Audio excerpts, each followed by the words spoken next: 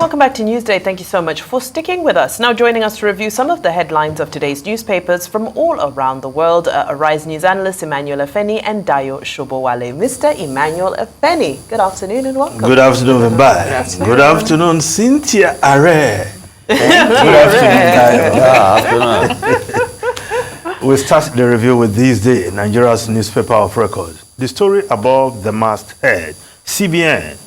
Overseas remittances increased to $1.3 billion in February amid FX reforms. Says foreign investors purchased over $1 billion of Nigerian assets last month, with portfolio flows totaling $2.3 billion so far in 2024. Well, the CBN reform seems to be making some positive impact, and according to the report, in February, the sum of $1.3 billion came through overseas remittances of course, Nigerians living abroad. That's right. And, of course, the sales of Nigerian assets. And this is a positive development, Dayo, you will agree, because compared to what the inflow in January, $300 million came in, but in February, $1.3 billion. And so far in 2024, over $2.3 billion have come into the country. And this is a far cry from what happened the corresponding period last year of $3.9 million. So the CBN reforms, at least so far, so good. Yes. Let me comment. I read an article by Chief Tony Ani, former Minister of Finance. Okay, Antonio. That it was when he was in office that they maybe started this domiciliary account. And the idea was that when they remit the money, you get me, the beneficiaries here should be paid in hard currency. But the banks, they convert and pay them in naira. He wrote it. Uncle Tony Ani, no, it's an old friend of mine. And I thought he said it. Somebody should look at that. I've been looking for an opportunity to say this. So you get my point now? Yes. Recipients will get their money in hard currency. That's how it's meant to be. But again, that would mean it perhaps taking it to the parallel market. Wouldn't it be better that exchange is done through the banking system? That is how it's supposed to work. Yes. In India, that's how it works. That's how you have foreign exchange on the ground. That's the essence of it now. So that they are giving us dollars inside our own economy, our people living over there. But if, you see, the remittance, they are remitting it to some people. Yeah. If those people, if the banks now convert it to naira, where do we have foreign exchange? If those people have the foreign exchange, they will use it to buy what they want to buy, either here or wherever. Okay, I think what the central bank even has to deal with now is that there are apps now that foreign currency does not even get to Nigeria. You see now, they will just do the transfer out of the country. Only the recipient will just get naira without even the dollar going through the banking system anyway. So I think it's these are some of the issues the CBN is dealing with that has resulted in this increase in inflow. Let us point this out too. Let them look at what we are saying. Because India, Brazil, they profit a lot from this.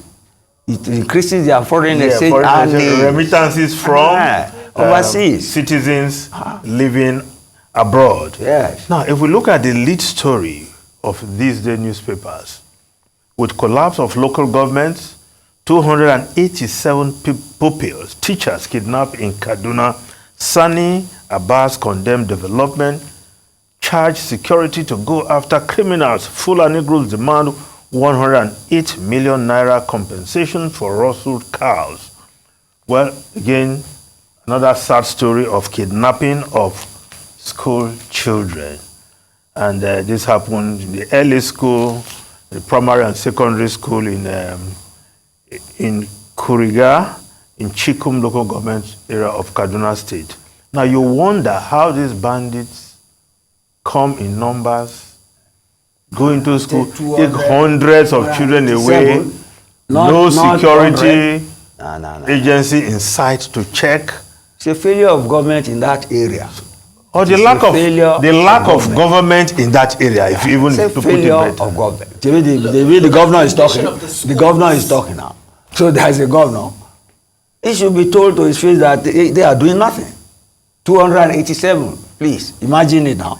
They are not going for excursion. They are not doing, and they will be following all these people. Mr. Shoba, like if you listen to the report, something it was 700 fishy, initially. Yeah. They say it's about 700. The others were able to escape and return. So it was an entire school that they were able to herd into the forest. Broad daylight. Are there not people in that area? Are there not these bandits are well armed. Are becoming too salacious. You get me? We are just we are imbibing them. Something fishy. People are benefiting from these things. Obviously. It is the duty of government. That is the duty of government. The government must be able to use force to protect its people. That is the meaning of government. Yes, you are right, Dayo. Well, if we just look at, other papers also report this story. Yes. Then if we just look at New Telegraph newspaper, the story below the masthead, let's leave the bandit story for now. New minimum wage. NLC proposes 709,000 naira, TUC 447 naira, Plateau, that's Plateau State government proposing 80,000 naira as the public hearing of tripartite committee. Pensioners want 85% of any agreed sum of Mezi. Now, of course, this is the negotiation process to arrive at a new minimum wage. Of course, there will be different proposals, but at the end of the day, the organized private sector, the government, and labor, they will have to agree on a figure. But for now, a number of figures being proposed. Labor NLC position seem to be the highest, 709,000. Anyway, that seemed to be even lower than the 1 million naira they were talking about. But of course, they will agree. They have to agree on something, which will become law when passed at the National Assembly. And it's not even coming up with the minimum wage that is the problem now. Many states are yet to pay the 30,000 that was agreed many years ago. So how everybody will key into whatever is agreed? I think we should just keep our eye on that. Now, of course, the Nation newspaper has that story also. States reject Labour's new minimum wage demands. The Nation newspaper.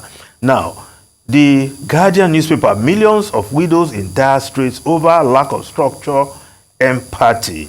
Nigeria is home to about 15 million of the world's 258 million widows.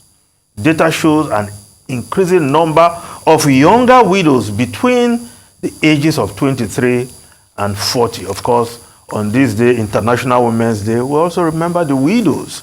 But if we just quickly look at one foreign newspaper, the New York Times, we just go straight to the New York Times. In pitch to Nation, Biden says Trump poses dire threats and President promotes his agenda and warns of consequences if rival regains power. Of course, that was a fiery speech by President Biden. Vibrant, articulate. He just made nonsense of all the talk of too old to run. For now. Trump reacted. So that was the angriest, least compassionate speech ever by any American president. But he hit all the right. Balancing it. Yes, balancing. Trump is his opponent. But he hit all the right He must balance things, please. Well, I love the balance. Definitely appreciate it. That's what you are balancing it. Oh, yeah. Correct. That's Mr. Shobwale's Baba. Thank you, gentlemen, for your review. Mr. Emmanuel Ifeni, Mr. Dai Shobwale, thank you for joining us here on Newsday. We appreciate your time as always. Thank you.